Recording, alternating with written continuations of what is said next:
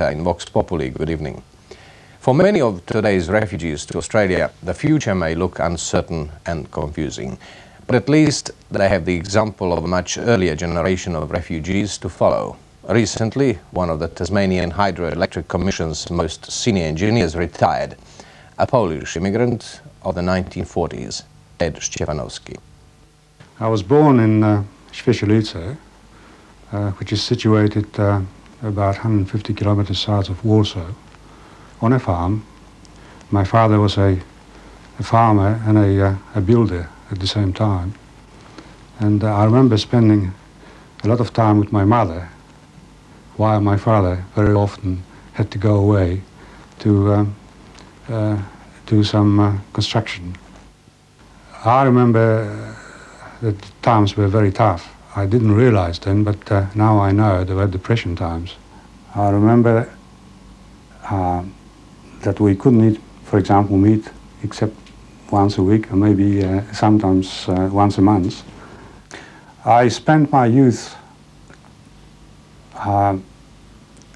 growing up, so to speak, between 1939 and 1944 in Warsaw. You see, now a young man like this spends in university, carries a normal life.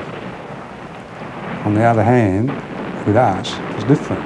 We have to fight for our lives and defend our country. There was no question of good times, or playing football, or going to the theatre. It was fight. Fight for your country, for your life. As a matter of fact, what happened in Warsaw between 1939 and 1944 had a great influence on my future and perhaps the reason why I'm here in Australia. In 1946, we were transferred to England. I made a decision then that I'm going to enter some sort of a technical institute, university or polytechnic, to do an engineering course.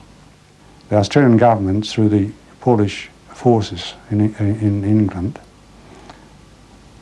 issued an invitation to Polish servicemen to come to Australia. And I decided then, on the spur of the moment, I would like to come here. I had a fascination for Australia. We arrived in Hobart, early morning, I remember. It was absolutely a beautiful trip up to Derwent. And of course it was at the beginning of August. Wellington was covered with snow. And we liked this very much. It was like home. I was offered a job as a carpenter.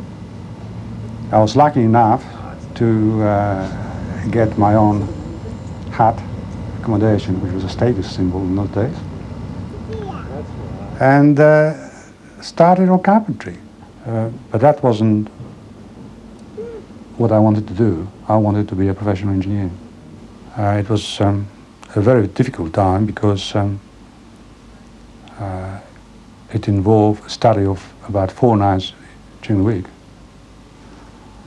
And then, of course, during the weekends, you have to sit down and do your homework. And eventually I qualified in 1958. And from then on, I was involved mainly in construction methods activities in Hydro. My first love was construction. From then on, I was involved in planning and construction methods and design of construction equipment on every scheme which we built.